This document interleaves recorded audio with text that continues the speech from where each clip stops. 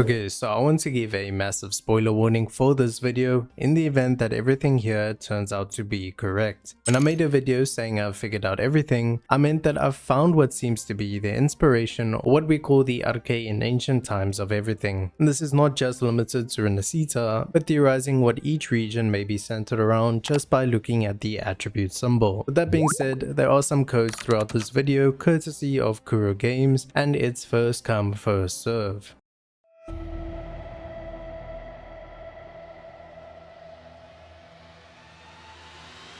Reality beckons. Have you glimpsed the truth in this dream? But the third? I wait to see how you will rewrite it. The symphony between us has only just begun its overture. I suspect that the fish we saw earlier is connected to this siren. We'll give this performance the perfect finale! Excellent. Together we dive into the sea of ghosts. Keeping you safe is part of my job. I'm sorry. Come to me, mighty god killer.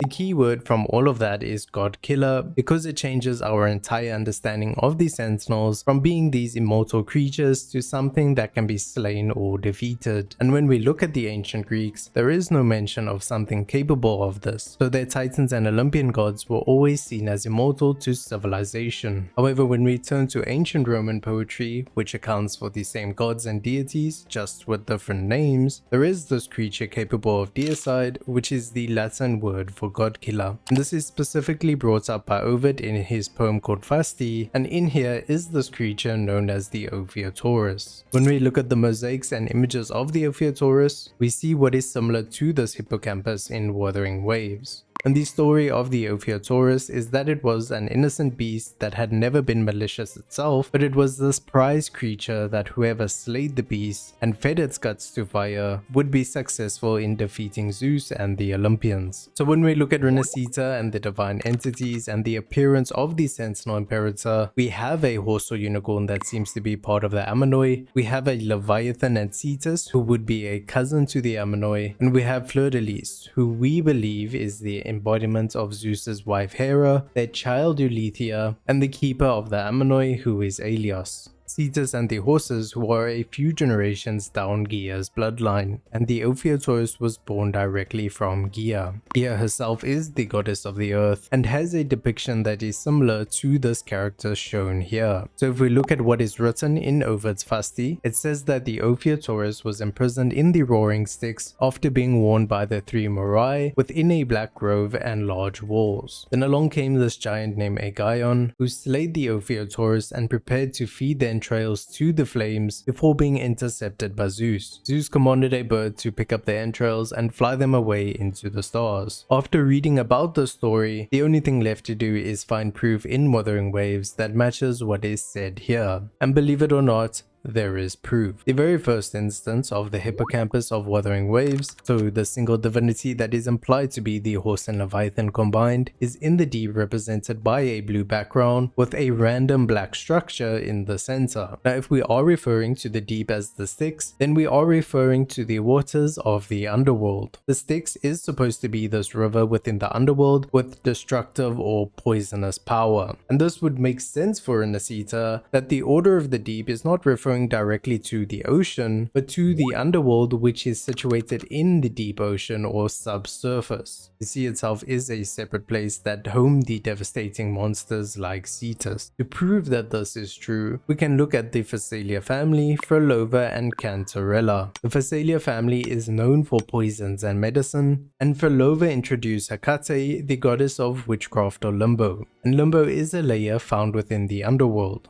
Cantarella, who is the head of the Fisalia, is a havoc character associated with the sea or jellyfish, and this suggests that a theoretical underworld does exist. And we have statues depicting winged females with covered faces, which is exactly how the Moirai and the Fates were portrayed, as these figures who were so ugly that they had to have their faces covered, but they were the figures that warned of the capabilities of the Ophiotaurus. And as we've mentioned before, Zani seems to be inspired by Achilles. When Achilles was a baby, he was dipped into the Styx, which covered his entire body except his one ankle, and wherever the water touched, his body became invulnerable. So if the Order of the Deep is referred to the underworld in the ocean, it would also explain why Zani has this devilish underworld look. And this possibly indicates that the source of her resonance is from Rinascita's underworld. The only thing that would undoubtedly prove this is if Zani has a warrior-like display soloing enemies in a cutscene, or if she is a straight up broken DPS. So if we have the underworld in Rinascita, that would mean there is the existence or origin of the Threnodian in Rinascita. And if we go by Greco-Roman mythology, it would mean that these two entities here are in fact both tacit discords, and their fusion together created the Wuthering Wave version of the Ophiotaurus, the beast or Threnodian capable of killing an immortal sentinel. And this does sound like something the Fractsidus would be interested in, but it would mean that the Threnodian would need to be slain first, so that its powers can be used to defeat the Sentinel. Come to me, mighty god killer.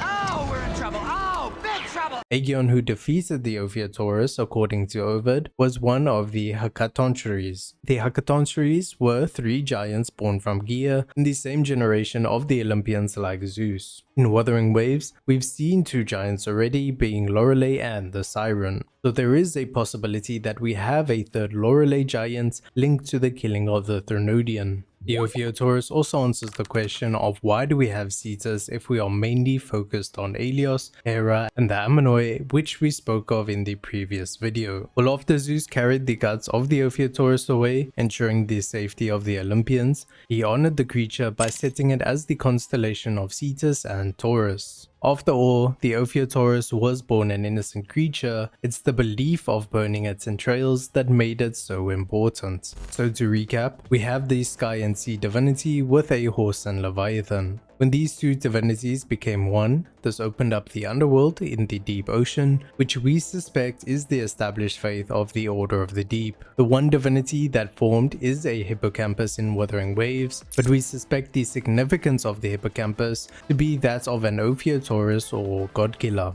And this divinity brought the dark tide that was then sealed by Cartathea in the inverted tower, as we've mentioned in the previous video. So if the Order of the Deep was established as belief in the underworld, that would mean that they believe in deicide or the killing of gods, which is something that the Fractsidus want to achieve, and would explain why Frelove is so free in Rinascita. The only outstanding question is, who is the Zeus that is making sure that if this Threnodian was killed, it is not burned to defeat the true Sentinel of Rinascita? The answer to that may be Fimbulwinter or simply Rover. Perhaps the sealing of the dark tide was the only way to delay this deicide of the real Sentinel, which led to it being ensnared. Of course, this is just a theory made from putting everything together after finding that all of these things in Rinascita have a counterpart in a very specific piece of ancient poetry. The things to look out for that would further prove that this is true is a 3rd giant making up the 3 Hecatoncheires, a subsurface or underworld realm of the abyss, which would be the Styx, if Zani is this insane warrior or DPS being Achilles, and if the hippocampus power is wanted by Frelove or the Fractsidus as a means to defeat the true Sentinel. Let me know your thoughts below and I will see you in the next video.